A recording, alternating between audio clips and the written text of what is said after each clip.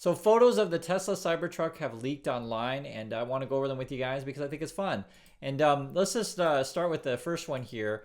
This is the front, and my honest opinion is I do like the headlights. I like this idea of this sort of uni headlight. I think that may or may not be the future. I'll be curious if you guys are in that or you want to have the dual headlight. I am not sure like how good of night vision this thing will give, but I'm just saying the actual design. I think it's cool. Now the rest of the car, I mean, I think it's interesting, and I do applaud Tesla for taking chances. The front, I mean, it's okay. The thing is, though, when you guys should get into it, I don't know. The back, I'll just say it. I mean, I think it's pretty ugly. And I don't know. I mean, I don't know if there's people out there who like this kind of design. When I showed my wife these pictures that just came out, and again, this is just leaked, so someone really got a good picture of this thing.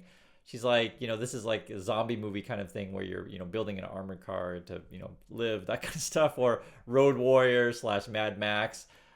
Yeah, I mean, if you want that kind of thing, but like, for those dudes out there that want to buy this, if you're married, are you going to get your wife to go along with getting this thing? I mean, I don't know. I mean, I think the tires are pretty ugly. I'll be honest on that one. And it's out there. The other thing too, which I want to show you guys, is the panels were kind of mismatching. The person actually took really good close-ups here. You can see this.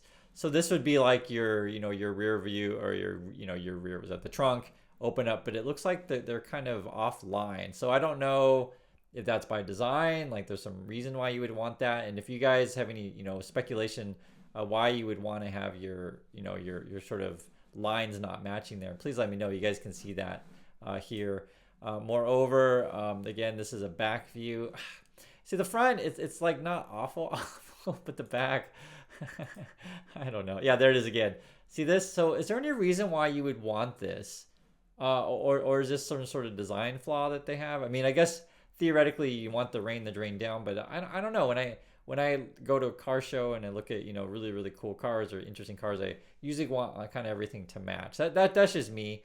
But I could be crazy. There could be other cars out there who have this kind of design. That's why I'm asking you guys, what's your thoughts on this? So that's the trunk. And the person took a lot of pictures of this. Again, this is the other side, the left side.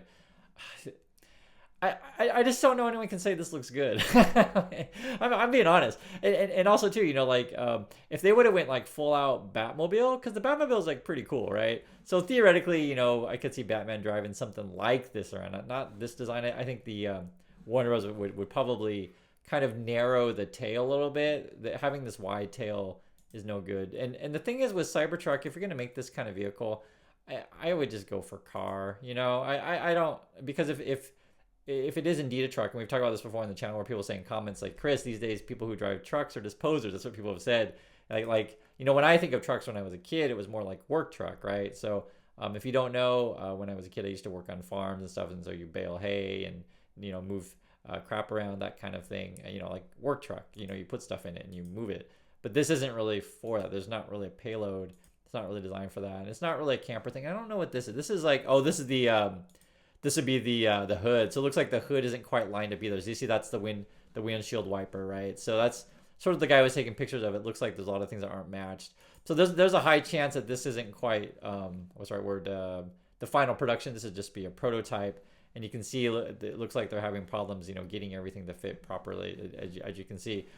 This window shield wiper of one blade. So I've never had a one blade thing that I can recall. And I'm trying to think if I've ever driven a car with like a one blade thing. And again, I pose this to you. That's why we do have this community. What do you guys think about this one blade notion? Because most cars have the two. Theoretically, it's good. I say theoretically, but I want to get your opinion on this. Also, he's got like this interesting, I guess Elon, he's got this interesting triangle thing in the front, if you guys can see that. So that looks like where the rear view mirror would go. I'm not sure what that is, actually, to be honest. Yeah, I can see it again there. And that's pretty ugly. Boy, now that I look at like the front from this angle, no, I mean, okay. So let's say, Chris, this thing only costs, 20 grand or 25 or like that. Okay, fine, whatever. And I mean, but if you're like gonna spend 100 grand on this thing, whatever it ends up being, there's so many other options out there for that kind of vehicle. Maybe that comes in at 40 or 50, but just I don't know. I like this little part here with the headlights. I can deal with. I think that's cool, but other than that, boy, that one angle does look good. It looks like they're having problems with the yeah, they're having problems getting the panels to close. So this angle makes it look a little bit better, but actually, honestly, now from this angle again, I'm looking at this one windshield wiper. This looks ugly. Now, I mean, I'm just being honest. Like the way the windshield wiper is like too big too. Now, and just imagine watching that thing like swing back and forth. Like it's not very good. Here's the back again, and here's our, so like I said, we've never actually seen close-ups of this. It looks like they're having problems getting this sort of to fit in. It's interesting how this thing is put together. It's just not very sleek. You got a little bit of like manufacturing problems, or that could just be the way the light's hitting it. That's sort of above the windows. You guys can see this, and it's fun to go through these together. Boy, this guy really took a lot of pictures. I looked at some of these, not all of them. That's why I'm just making the video with you to look at them together for the first time. This is the inside above the tire, as you guys can see. So you can see a lot of stuff there. Yeah, again, you have gaps here. God, you know, it's funny. There's no way this is a final production, or they're still a long ways away, because you can see clearly you would not want a gap between this the silver panel here and this, you know, gray panel. You guys can see it right there. You definitely wouldn't want to get that. That wouldn't be by design. It doesn't fit. Yeah, that doesn't fit. There's no way that it would be like that. What is this here? Okay, so this is under the car then. So it's interesting that they put this on the road, and this is like in Malibu where people like show off their vehicles. So I wonder if they're purposely putting this out there just to kind of get feedback on, because they're still thinking about how they're going to design these things. For those of you who are really into, you know, cars and trucks, please share your thoughts on this stuff. I love talking about this thing. It's fun. And yeah, now that I see that windshield wiper again, you know, first I was saying like the practicality of one wiper, but now I'm just saying it looks kind of like a rifle, actually. Do you guys look at this thing? It's like a rifle, isn't it? That's what I'm seeing. And then that's actually a better look at the triangle thing too there. It's kind of interesting. Yeah, and then actually, what is that? This must be like, oh, it's the back. There's some sort of cut metal there or something. But I was saying, look at the side view mirrors. Those are like triangular shape. They went with really angles here, and I mean, like even the I guess you could call this the wheelbase, but the part above the wheel, I don't know what the word you would use for that. This sort of like hexagon kind of thing. I'm not into it, guys, and honestly, I'm not into the rims that they have on this thing. I feel like you would want better rims than that, and you know, again, I yeah, these mismatched panels, no, I'm just shaking my head now.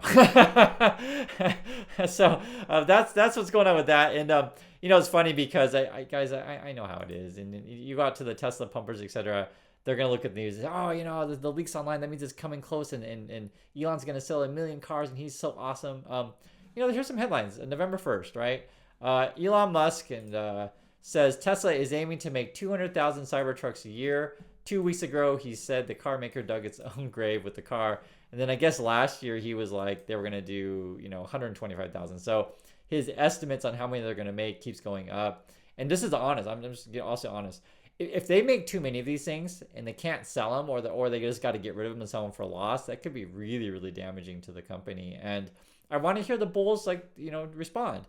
Now, I do know, and guys, I really get it. The hype out there lately, the last couple of days, has been, hey, this billionaire, Ron Barron, he's saying Tesla's going to put out a $25,000 EV and they're going to like rule the world, etc. So, personal opinion, I think, you know, going for an affordable EV is not crazy, right? Why not? One of the problems with that, though, is that if Tesla's positioning himself as a, you know, luxury company, highbrow, this kind of thing, and they start putting out more like a family, you know, affordable kind of car, it kind of hurts their brand. Moreover, when you cut this prices down to 25, I just don't know how much profit margin they're going to have anymore. And, you know, one of the things that that'll be hard to argue is that, hey, you know, we're still different than other car companies. So we'll see if they can do it. You know, there's nothing wrong with selling more cars, just you're not going to make as many profits. Now, on defense of Tesla, theoretically, their goal is to make all their profits in, you know, vehicle charging and, services, these kind of things. If you follow my channel, you'll know we talked about this before. There's this new sort of trend going around the USA called right to repair. And if you don't understand what that is, the basic idea is that the way car companies do their things is they have like proprietary technology, and so you basically have to take it to the dealership to get repaired, etc. So it makes it hard for third parties to work on, or you can't necessarily buy parts from third party like a Napa or AutoZone, that kind of stuff.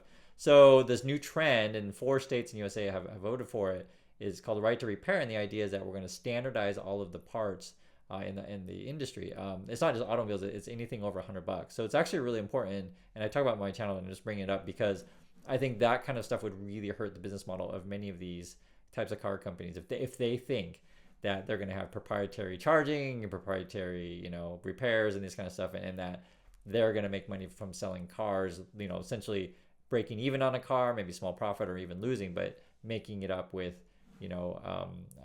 services and repair and maintenance, this kind of stuff.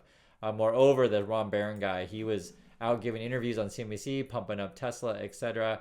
And I want to, for those of you who are young and new to the market, I want you to understand like how the world really works, right? So yes, he's a billionaire, 100% he is. But like, how did he get there? One, he says like, I've never owned a bond, so he's kind of a risky guy. Even he's basically been on Wall Street for years. I looked him up. He's actually quite old, and net worth $5 billion. So he definitely has a lot of money, right? So I'm not saying he's like dumb or poor or anything like that. Not at all. In fact, this is the thing I want you to see when you read through this, and I want you to when you learn about people and before they take their opinion stuff, just learn about them, right? So he's done Barron Capital since 1982. He's been on Wall Street since like 1970. So he's been doing this for years. But here's the key line I want you to get here. Back in 2014, it looks like they bought $380 million worth of Tesla stock, right? And they bought it at 43, so this would be pre-split. So, they've done very, very well, right? So I don't remember the peak of Tesla was like 1,200 or something of that nature. So they've done very, very well. But just think of this logically. If you hold a whole bunch of Tesla stock, right, and you have access to the media, what do you do every day? Of course, you go on TV and tell everyone that Tesla's awesome, the best company in the whole world, and that, you should all buy it because it's going to continue to go up forever and ever and ever. Just understand that, when people go on TV, on CNBC or whatever publication, they're not speaking out of the kindness of their heart, right? I'll give you another example. This is another headline, and so the Tesla bulls are like, oh, Elon Musk is so awesome, etc. So November 11, 2023, here's the headline. Billionaire Ron Barron says SpaceX will be worth $500 billion by 2030, right? So he's basically pumping up SpaceX now. So he's an Elon pumper and SpaceX pumper. And why would he say that? And if you understand the previous example, remember they bought Tesla stock back in 2014, right? It turns out, this is September 13th, 2023, right? There's an article here. Billionaire Ron Barron owns over $1 billion stake in Musk SpaceX. So I have to point this out to you because sometimes, again, if you're young and you're new to how the world works, you think people just go out and they talk from the kindness of their own heart, right? The average person out there, doesn't necessarily look up this stuff. And I want you to sort of attune your mind to this. So, he has $1 billion in this thing. So of course he's going to tell you that it's going to go to like 500 billion, et cetera, right? It's not shocking. He's got a lot of money in this. So, it's the same as say the Cybertruck. Pull up the picture of this thing again. Oops, not that one. That's the fire. Cybertruck had not Cybertruck, but Tesla had a fire, but don't worry about that. When you talk about this kind of stuff, we'll go back to the first picture here. Elon tells you this is going to be the most awesome truck in the whole world, this kind of thing. Think of it this way. When Apple does their announcement every year, they always say, hey guys, this is the best iPhone ever made. You should go buy one. It is so awesome. And if you took everything that Apple said at face value, you would be buying a brand new phone every single year.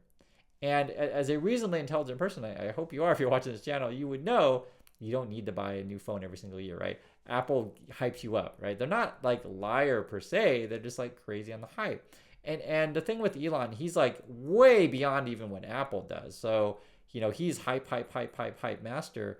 And it's funny because this Cybertruck thing is supposed to come out in like a couple weeks. He said the end of November. I look at the website here. This is right now live on the website. I click on vehicles. Cybertruck is not prominently featured, right? It's not anywhere on the front page or anything like that. You have to actually go to the menu here and click on Cybertruck, right? There's no picture of it. And then here, when you find the after the text, there's no price.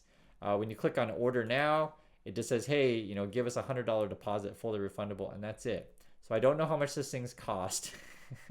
And I think it's pretty ugly, and it looks like, you know, they're letting one out in the wild, and I think it's kind of not quite there yet. And they're supposed to theoretically be announcing this thing in 2 weeks officially with pricing. So I just wanted to run through this stuff, guys, because I know YouTube is a hype machine, and I know the fanboys and fangirls write in comments and tell me all the time how dumb I am.